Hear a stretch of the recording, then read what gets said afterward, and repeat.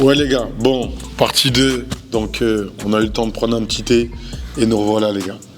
Ça va les gars? Vous allez bien? Bon, on revient sur Noah. Ok, donc ma question c'est, quand tu étais vendeur, c'était quoi la mentale? Bah en vrai, j'avais 19-20 ans. Ouais, 19 ans. Et je me suis dit, tu connais le foot là, ça allait pas bien, j'étais en R4.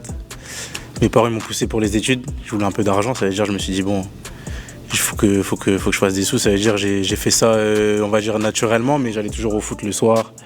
Je faisais toujours mes séances de muscu dès que je pouvais. Après, je suis allé à la fac, mais ça va, j'allais pas trop, on va dire, les cours c'était léger, donc j'avais le temps de bosser, on va dire. Et en plus, je pense que la fac aussi, elle m'a permis, c'était STAPS, il y avait beaucoup de sport, ça m'a permis de développer des choses aussi. Mais non, c'est genre c'est pas facile quand tu bosses, c'est un petit job étudiant, après tu vas au foot. Ouais, tu te dis t'es loin de ton rêve quand même, tu vois. Mais mentalement, comme je l'ai dit la dernière fois, j'ai toujours cru en moi et j'ai toujours cru en ce rêve. C'est pour ça que je pense que quand tu lâches pas, et t'arriveras toujours à un niveau. J'ai une question. Est-ce qu'il y avait d'autres personnes qui étaient à fond derrière toi, qui te lâchaient pas à ce moment-là quand tu étais vendeur? Franchement, il y avait mon père. Hein. Mon père, il a toujours été derrière moi, il m'a toujours aidé, on va dire, mentalement à me dire que c'est jamais trop tard. Parce que lui aussi, je pense, il a joué un peu au foot. Et il a joué à quel niveau? Il a joué en Ligue 2 et en National. Oh, c'était un pro. Ouais, c'était un pro. C'est une fierté, faut le dire, non? C'est une fierté. Non, il a fait 15 ans de carrière, donc moi j'ai toujours voulu faire comme lui, on va dire. Donc, il y a les maillots à la maison et tout? Il y a des maillots, il y a tout. Il y a tout. En plus, il était buteur comme toi. Et voilà, il commence à comparer. Ok. Non, mais en plus, je pense que le fait que mon père aussi ait joué, je pense que ça m'a aussi donné ce truc de, même à cet âge-là, de me dire, je vais pas lâcher, tu vois. C'est quoi, t'as déjà fait des petites séances un peu individuelles, un peu avec lui et tout? Ouais, après ça va, mon père, je sais qu'il y a beaucoup de parents des fois avec les enfants, les jeunes. À côté des stades et tout. Hein. Et mon père, il a toujours essayé d'être bienveillant et de me laisser, on va dire, il encadrait, mais il n'était pas là à en faire trop, mettre la pression, parce que lui, il avait joué aussi et il savait que j'avais envie de faire aussi bien que lui, de base. Donc non, il m'a accompagné dans le bon. Tu vois. Ok. Anto, j'ai une question pour toi. Côté famille, qui t'a épaulé? Qui était là pour toi? Ou tu t'es fait solo? Réponds-moi un peu. Non, moi, mes parents, tu vois, franchement, ils suivaient pas trop le foot, hein, tu vois. Ils me demandaient si ça allait, etc. Mais pas trop de monde qui m'accompagnait, tu vois, on va dire. Après, j'étais le petit qui jouait au foot, on va dire, au quartier. Donc, c'était plus les grands de chez moi, tu vois, on va dire, à l'époque. C'était eux, ils m'accompagnaient quand j'allais faire des détections, ils prenaient leur voiture des fois. Ils venaient m'emmener en voiture, tu vois. Mais non, moi, mes parents, ils étaient pas... Tu vois, je pense que Noah, il a eu cette chance-là, tu vois. Après, ça peut être un bienfait comme une mauvaise chose, tu vois. Il y en a, ils sont poussés, ils ont pas vraiment envie. Lui, il avait la chance que son père il soit là et que lui, il a envie aussi, tu vois. Mais ouais, moi, c'était pas mon cas. Ok, on va revenir un peu sur ta carrière. Donc là, on en était où? CFA2, un peu de test, un peu à gauche, à droite. Donc Des clubs de fous. Des clubs de fous. Ah, des clubs de fous. Explique. Ouais, des clubs de fous. Je pars faire des essais dans des clubs en DH, CFA2, mais tu vois, des petits clubs. Hein.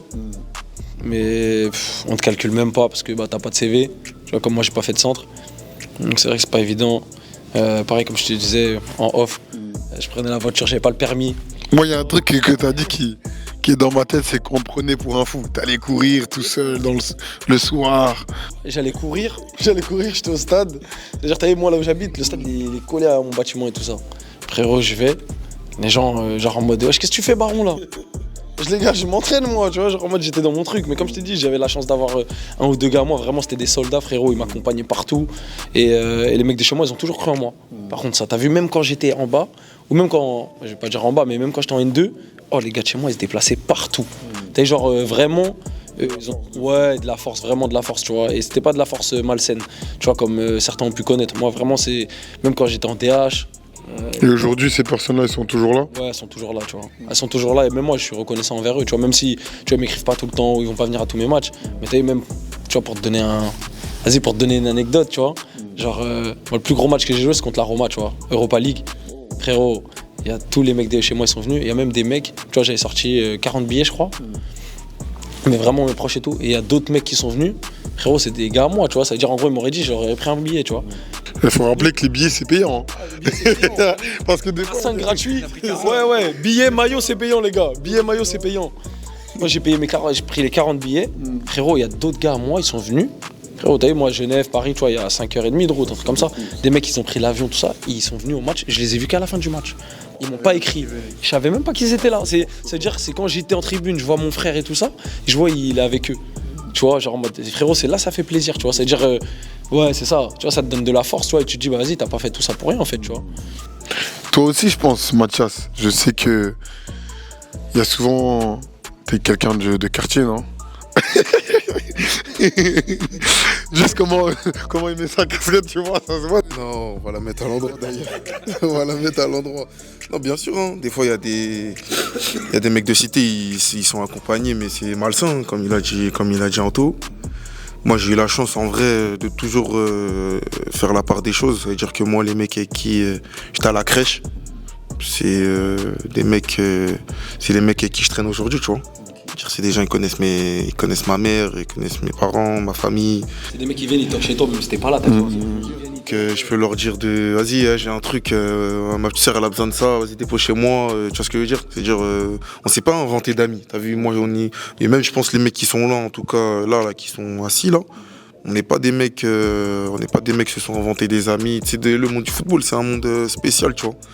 C'est-à-dire qu'aujourd'hui les footballeurs, les footeux, moi je les appelle les footeux en vrai, et ils aiment bien faire ami-ami.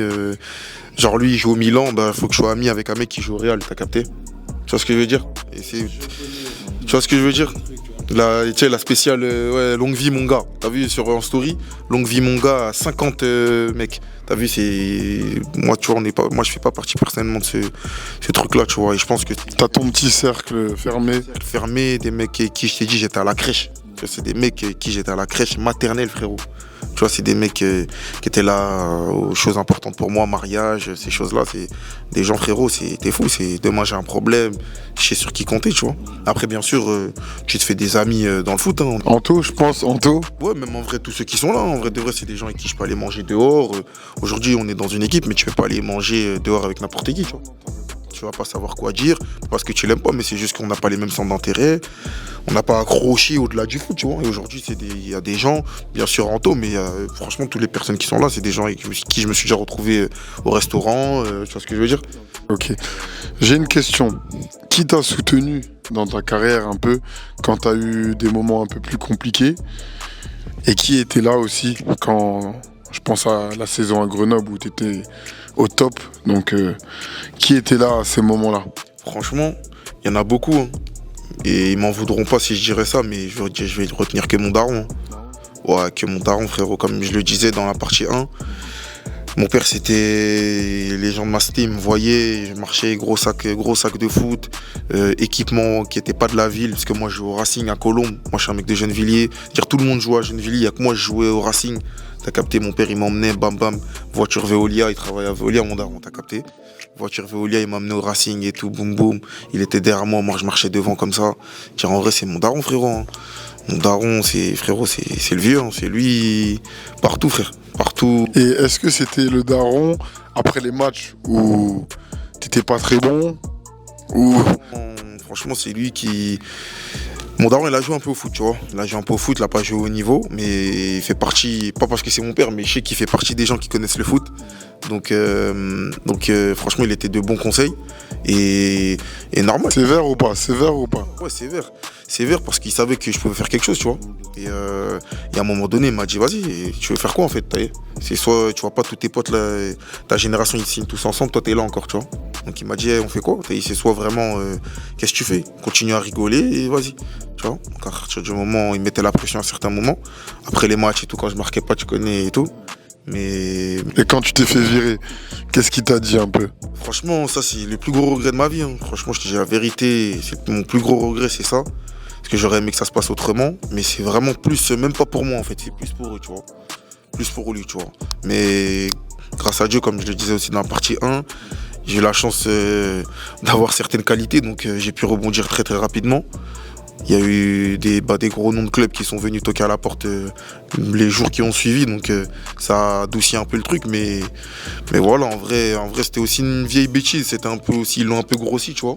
Mais c'est sûr que moi je regrette ça pour eux, tu vois. Après voilà, on est jeune, t'as 17 ans, 16 ans, tu fais des bêtises, t'as pas atteint toute ta pleine maturité, donc il y a ça aussi qui s'explique, mais bon, on cherche pas d'excuses, en vrai c'est des bêtises d'enfants et voilà. Tout est dit. Joe Lebon. Ocho, c'est comme ça que tu. C'est comme ça. C'est le Ocho. Tu vois, Ocho, quand t'as un Ocho dans ton équipe, c'est la référence. C'est ça. C'est la référence. Et lui, il fait partie des mecs, pour moi, ils ont pas eu la carrière qu'il devait avoir. C'est-à-dire.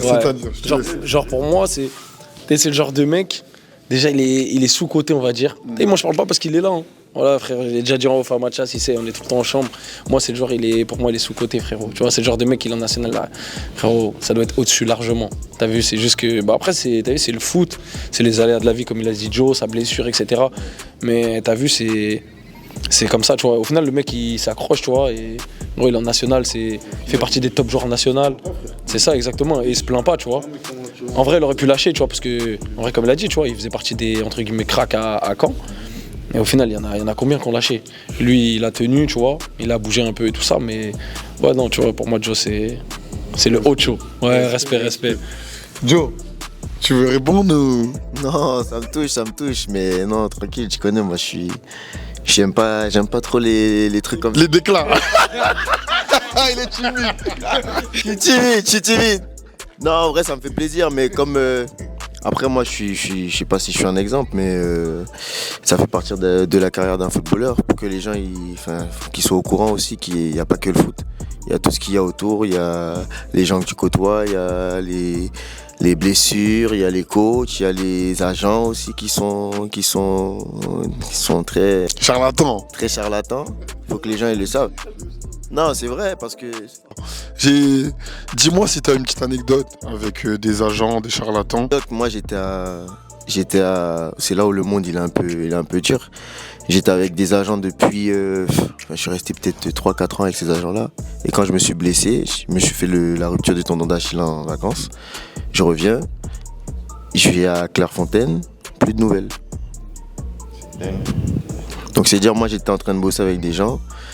Eux, ils m'ont donné des nouvelles au tout début en me disant qu'il fallait que je me remette en jambes. Mais quand ils ont vu que les choses étaient compliquées, j'ai pas eu de nouvelles. C'est-à-dire, moi, j'étais dans le flou. Déjà, je devais m'occuper de ma blessure. Ensuite, quand je devais revenir, plus de nouvelles.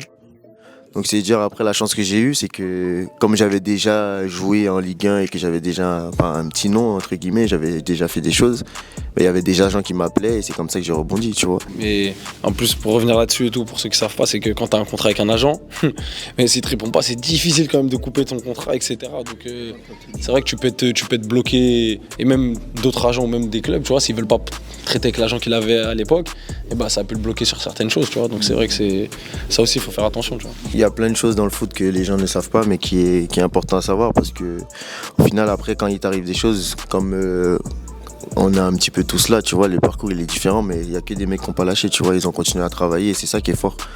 De ouf. Moi, ma question c'est qui t'a jamais lâché? Est-ce qu'il y a une personne qui m'a jamais lâché? Frérot, moi j'ai de la chance, j'ai une famille de fous. C'est que mon frère, ma daronne, mon daron, ils m'ont jamais lâché. Tu vois, quand j'ai eu tous les problèmes, c'était les mecs, quand je suis parti en Espagne, mon père il me ramenait ma voiture, il a dû faire au moins 12 heures de voiture pour me ramener ma voiture tout seul. Tu vois ce que je veux dire? Mes darons, ils ont toujours été là. Mais c'est fort parce que mes darons, ils ont toujours été là et moi j'ai cette chance, tu vois. Donc c'est franchement ma famille, j'ai rien à dire sur ma famille, tu vois, ils ont toujours été là. Après t'as toujours des gens de ta famille qui sont un peu space, mais mon daron, ma daronne, mes frères, ma soeur, toujours là, toujours. C'est pour ça qu'après moi je leur donne tout, tu vois. Moi j'ai une question. Moi on a eu la même blessure et quand je me suis fait le rupture du tendon d'Achille, moi il y a un kiné qui m'a dit tu seras plus le même joueur. Je sais pas si toi t'as déjà entendu des trucs comme ça, si t'as eu du mal aussi à marcher, fauteuil roulant. Explique-nous un peu ta blessure. Bah moi après je me suis pas fait la rupture du tendon sur le terrain, tu vois. Donc moi c'était un peu plus spécial parce que comme c'était un accident en fait, t'as beaucoup de choses à traiter autour parce que tu dois soigner beaucoup la cicatrice parce que ça gonfle. Et moi franchement quand on m'a dit Quel genre d'accident c'est un truc tout bête, c'était dans ma chambre, ouais, j'ai glissé et en fait j'ai tapé une vitre qui m'a fissuré qui s'est brisée, qui a coupé mon tendon, tu vois. Donc après moi quand je suis arrivé, c'était space parce que moi je me fais ça déjà dans un pays que je connais pas. Hôpital là-bas et tout? Ouais, hôpital là-bas, j'étais en contact avec le docteur de Caen. Donc le docteur de Caen en fait il m'a dit que si jamais il me ratait, j'avais encore 10 jours pour rattraper l'opération, donc moi je savais pas s'ils avaient bien fait les choses. Et au final quand je suis arrivé en France, j'ai vu qu'ils avaient quand même bien bossé. Donc c'est la chance que j'ai eue. Donc après quand il m'a dit ça, quand il m'a dit que je devais attendre 9 mois, c'est ce qui choque, tu vois. Parce que moi dans ma tête, j'allais jamais durer 9 mois, tu vois. Pour moi j'avais encore je me mentais à moi-même, je me suis dit vas-y, ça va durer 2-3 mois. Mais au final non, tu connais, c'est 6 mois, voire 9 mois et c'est long, tu vois. Juste le temps qu'après tu te remettes dedans et tout, c'est... Exactement. Donc après, quand tu sais que t'es en fin de contrat, c'est pour ça que je t'ai dit dans la première partie, c'est que quand ça m'est arrivé, moi j'étais fermé sur tout.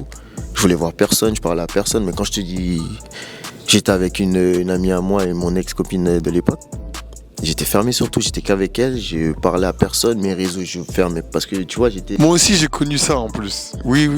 Des choses à pas faire. Après tu vois moi comme je suis... Et c'est là où tu vois qu'il faut consulter et qu'il faut déjà avoir un prépa mental, un truc. Est-ce que tu penses que, après ça j'ai envie de vous poser aussi la question individuellement. Je pense que moi j'ai pas eu... En fait je sais pas, pour moi c'était une honte. En fait quand tu contactes un prépa mental, moi j'avais du mal avec ça, tu vois. Mais je pense que ça aurait pu m'aider. Parce qu'en fait j'aurais pu parler à quelqu'un, même si... Et c'est pas des choses c'est pas des choses auxquelles je vais parler avec mes parents parce que je sais déjà que mes parents ils sont mal pour moi. Donc je peux pas leur expliquer, tu vois, quand tu es dans des situations comme ça, tu peux pas parler à tes darons alors qu'ils sont tu sais déjà, tu vois dans leur visage qu'ils sont pas bien pour toi, ils sont tristes. Donc peut-être que ça aurait pu m'aider après. Ok. Et toi Mathias, est-ce que tu penses qu'un préparateur mental, ça aurait pu t'aider à un moment ou à un autre? Ouais, je pense après... Pour moi, ça, c'est une question spéciale parce que tout le monde est différent. Franchement, il y a des joueurs, je pense, qui n'en ont pas besoin et qui performent au niveau. D'autres qui en auraient peut-être besoin. Moi, personnellement, peut-être que ça m'aurait fait du bien à un certain moment. Mais après, il faut aussi trouver le bon. Celui à qui tu auras confiance, à qui tu vas faire confiance. Moi, ça, c'est spécial. Mais je pense que ça aide. Je pense que ça fait pas de mal. Pour moi, c'est un peu débile de dire, ouais, prépa mental, nanana. Ça, c'est quand t'es petit, tu vois. Bien sûr. Quand t'es petit, tu dis, ouais, mais je suis pas fou. Rien à voir, tu vois. C'est pas un prépa mental, c'est pas un psychologue, tu vois, ça n'a rien à voir. Mais ouais, je pense que chaque personne est différente. Il y en a qui en ont peut-être besoin. Faut tester, il faut essayer de toucher à tout, voir si t'en as besoin, voir si ça marche. Et voilà. Je pense qu'il faut pas être fermé sur le sujet, tu vois. Mais toi, Mathias, si toi t'es pas bien actuellement, c'est à qui que tu vas parler? Si dans le foot ça va pas, t'enchaînes des mauvaises prestats, qu'est-ce que tu fais? Si tu peux donner un conseil un peu aux jeunes, qu'est-ce que tu ferais un peu? Bah, franchement, ouais, je pense que le prépa mental, là, il peut être utile. Après, moi, si je suis dans une période délicate, honnêtement, je sais ce que j'ai à faire. Je pense qu'il n'y a pas mieux que le travail.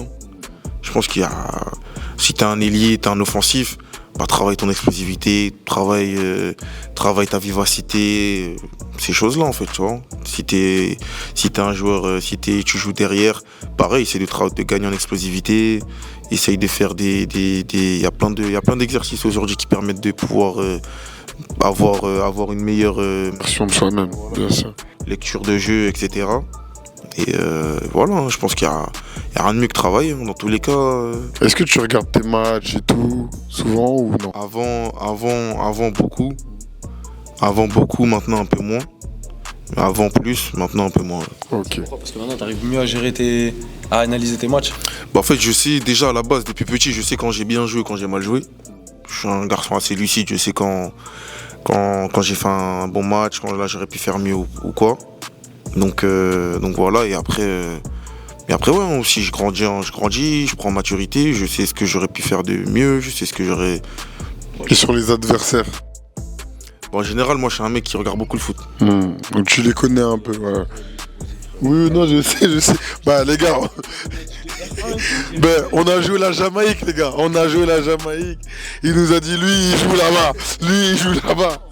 Non, c'est pas ce que vous croyez. Je regarde, mais aussi je joue beaucoup à FIFA, tout ça.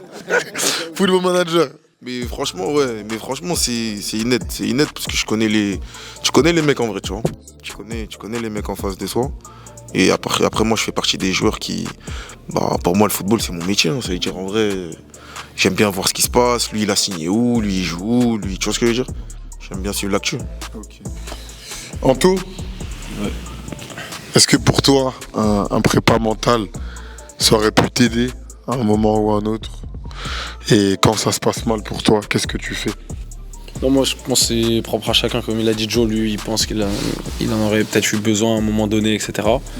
Mathias, je pense comme il a dit, il n'en avait pas forcément besoin. Moi je pense que personnellement j'en avais pas l'utilité, tu vois. J'étais trop déterminé dans mon truc. Et je me suis fait recaler trop d'endroits, c'est-à-dire et j'ai jamais lâché. C'est-à-dire que mon mental il était déjà fait, tu vois. J'étais déjà prêt. Après c'est pas évident, hein, c'est pas tout le temps évident, tu vois, mais je pense que ça peut être intéressant, tu vois. Et si je peux rebondir, je pense que par contre l'analyse vidéo, je pense que ça peut être un truc, tu vois, genre bosser avec un mec qui fait ses analyses. Parce que tu sais, souvent tu te dis ouais, j'ai fait un gros match, j'ai fait ci, j'ai fait ça, tu vois. Alors ouais, tu vois, genre Mathias par exemple, il dit que lui il arrive à juger ses matchs. Moi je vais te dire pareil, tu vois. Mais il y a des joueurs, ils vont te dire ça alors qu'ils sont vraiment pas. Tu vois, ils sont vraiment. Ouais, l'autocritique elle est vraiment pas bonne, tu vois. Et ça, je pense que. Tu vois, t'as des mecs qui se trompent.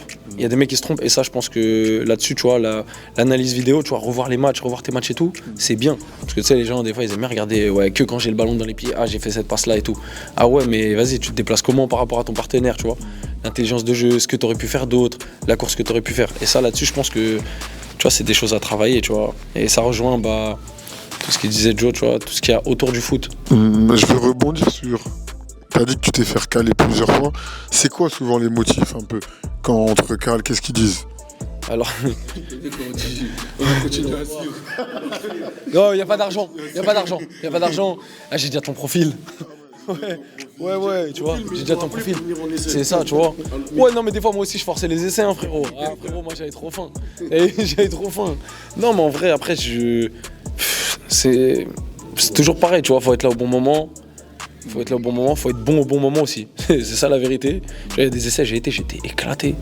Tu vois, et d'autres, j'étais très bon, mais tu vois, c'était pas mon moment. Après, moi, je suis croyant, tu vois. Donc, c'est vrai que c'est une force, je pense. Tu vois, c'est vraiment une force parce que je me suis dit, bah, c'était pas mon destin tout de suite, tu vois. Moi, j'ai réussi tard, mais ouais.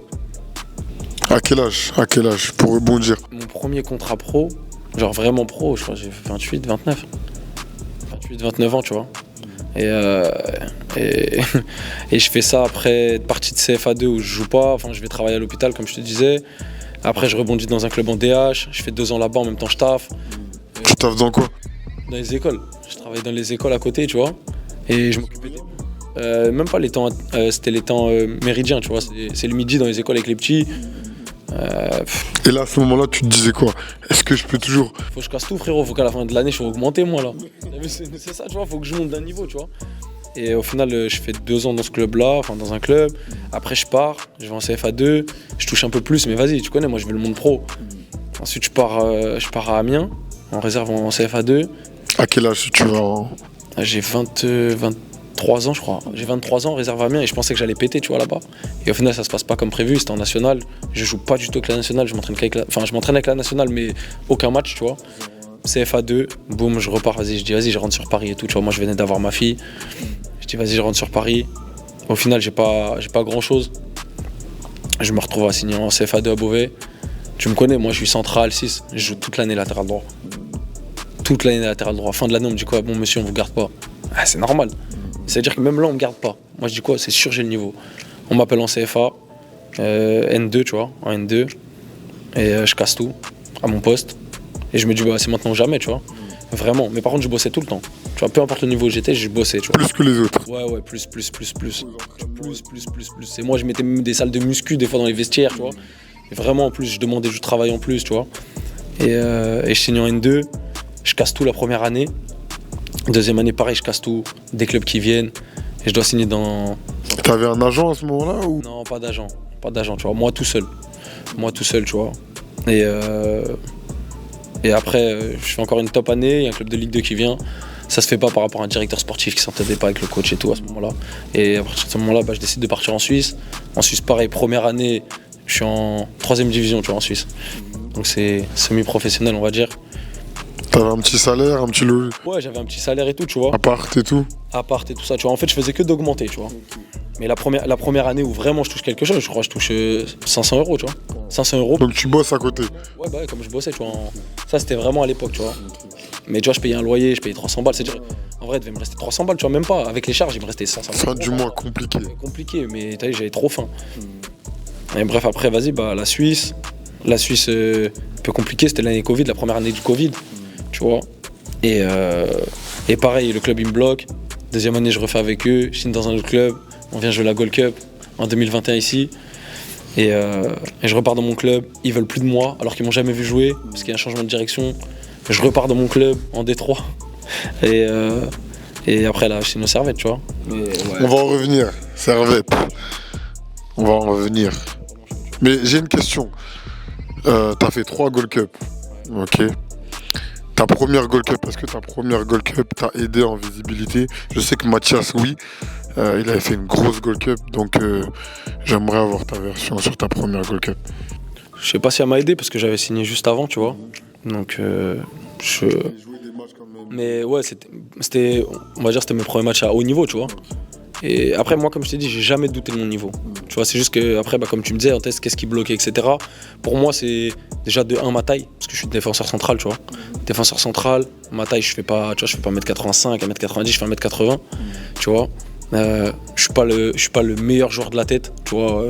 Genre même si, jamais vu une vidéo où on marque de la tête, tu vois, au-dessus de moi, tu vois. Et voilà, et je pense que c'est des critères, tu vois, qui sont importants en France. Je pense que dans d'autres championnats plus jeunes, j'aurais pu péter, tu vois. Ok, j'ai une question. Pourquoi t'as choisi de jouer pour la sélection Guadeloupe? Franchement, depuis tout petit, hein.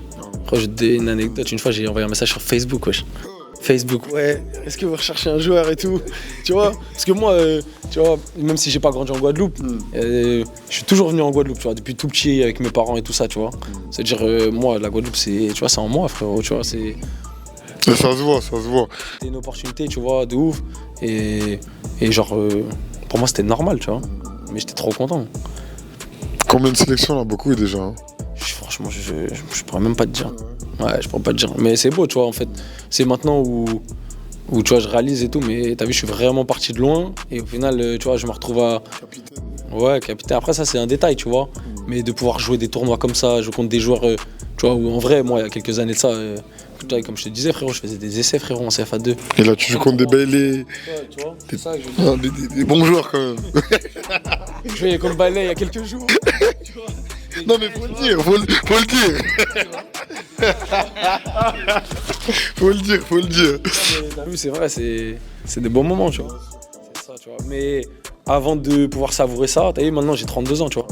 Avant de savourer ça, frérot, j'ai mangé, tu vois. J'ai vraiment mangé, tu vois. Et aussi, je voulais dire, tu vois, qu'on disait tout à l'heure, les gens qui ont soutenu, moi, la mère de mes enfants, ça a été un soutien de fou. C'était ma question parce qu'à un moment, t'as dit que tu touchais des 500, 600 euros. T'as eu ta fille. Franchement, j'ai eu ma fille, je crois, je touchais. Franchement, honnêtement, je touchais combien? Ouais, je devais être à 1007.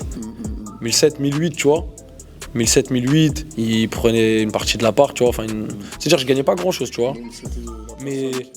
Mais ouais, franchement, vraiment, genre, la mère de mes enfants, c'est vraiment elle qui était. C'était vraiment un atout, tu vois, de mon côté, tu vois. Toujours été avec moi, tu vois. Et après, comme il disait Joe, tu vois, frère, sœur, bah, tu connais. La fierté de la famille, tu joues au foot. Non, même si tu joues, je sais pas quel niveau, tu vois, t'es la fierté. Tu vois, donc voilà, mais ouais, c'est vrai que la famille vraiment proche, c'est important, tu vois. Ok. Et quand t'es pas bien, t'as pas répondu à cette question. Quand t'es pas bien, tu fais des mauvais matchs. Quand je suis pas Si tu peux donner des petits conseils un peu aux jeunes de l'académie.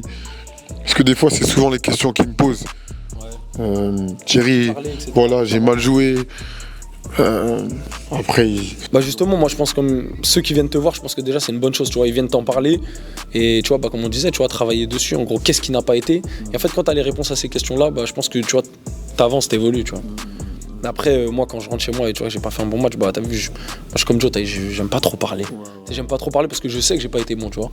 Donc voilà, mais après, si je dois parler de foot, tu connais, hein, j'appelle le frérot, il doit regarder un match de J'aimerais revenir. du Bangladesh. Revenir sur ça avant de passer à Noah. Attends, regarde le micro. Je fais grave bien le journaliste. J'aimerais. Ouais, ta femme aussi, mais en fait, elle t'écoute. Ta femme, elle t'écoute. Ouais, c'est ça. C'est une oreille. Franchement, les femmes de footeux, Franchement, elle connaît pas, t'as vu? Big up à elle, t'es. Big up. Big up à madame, t'as capté, mais elle connaît pas trop, mais elle est là pour écouter, tu vois. Donc, c'est vrai, elle écoute, même des fois, tu vois, elle te parle. fait T'as du vu, bien. elle t'adoucit, en fait. Elle t'adoucit. D'accord. C'est vrai, tu vois. du bien. Tu vois, en vrai, c'est même ça. Hein. En vrai, c'est elle qui me dit en vrai, vas-y, passe à autre chose, t'es. C'est fini, frère. T'as capté, là, tu sais ces trucs. Vas-y, voilà, des fois, elle me sort des. Elle sort plus méchant. Genre, t'as capté? Ouais, ils te font pas la passe, ben vas-y, quand t'es devant le but, t'es tire. Genre, tu vois? Et c'est. Franchement, c'est comme il dit, ça, c'est la famille très proche, tu vois. C'est la famille proche que t'as créée toi-même. Et c'est sur ça aussi, les gars, c'est important de trouver la bonne personne. Hein. Important de trouver la bonne personne. C'est soit elle t'emmène plus bas, soit elle t'emmène en haut, t'as capté? Donc ça, c'est important, ouais. J'avais une question sur vous deux, votre relation. Vous êtes connus il y a combien de temps déjà maintenant là? Gold Cup 2021. Ouais, Gold Cup 2021. Hein. Gold Cup 2021, ça y est. Je voudrais savoir un peu. Tu veux savoir quoi? Comment vous êtes rencontrés? Parce qu'aujourd'hui. Non, après, la relation, c'est. Tu connais, c'est 2021. Et lui, il arrive en sélection. Moi, je suis toujours en sélection. Après, franchement, c'est, tu sais, ces affinités, c'est comme ça, c'est comme dans le vestiaire, c'est comme partout. Tu sais, quand tu rentres dans un groupe, il y a des gens avec qui ça match et d'autres, ça va moins matcher. Ça veut pas dire que, comme il a dit, tu t'apprécies pas les gens, mais il y a des gens avec qui ça match direct, tu vois. Même comment t'as grandi, comment tu penses, tu vois, c'est des choses comme ça. Et même niveau foot, tu vois. Si t'as plus de facilité à comprendre le foot avec quelqu'un, tu vois, c'est plus facile, tu vois, même sur le terrain, tu vois. Je pense que ça part de là, tu vois. Ouais, c'est ça, hein, comme il a dit. Hein. Comme il a dit, les affinités, on a accroché tout de suite, ça veut dire. Après, en vrai de vrai, voilà, même je crois le premier entraînement. On a parlé, tac. En plus, tu connais, on partage les mêmes croyances, ça veut dire ça aussi, ça rapproche. Et on est dans un pays, bah, t'as capté, nous, les Guadeloupéens, on est chrétiens, nous, on est musulmans. Donc ça aussi, ça nous a rapprochés direct, tac, conseil, lui était déjà un peu plus avancé que moi. Donc, bon, c'est tout simplement. Hein. Et après, on est devenus des frérots. Voilà, après, on a un peu Gold Cup, aventure, tout ça. Voilà. Et tu vois, quand t'es dans un groupe comme ça, tu vis des aventures comme ça rapproche plus, tu vois, ça te rapproche, ça te soude plus vite, tu vois, que de côtoyer un mec que tu vas vestir des fois le matin 2 heures, tu vois, et vas-y, après ça y est, tu rentres chez toi, frérot. Parce que le monde pro, c'est ça aussi, hein. Frérot, et tu vas à l'entraînement, c'est vraiment le travail, tu vois. Ça, c'est une grosse différence, tu vois.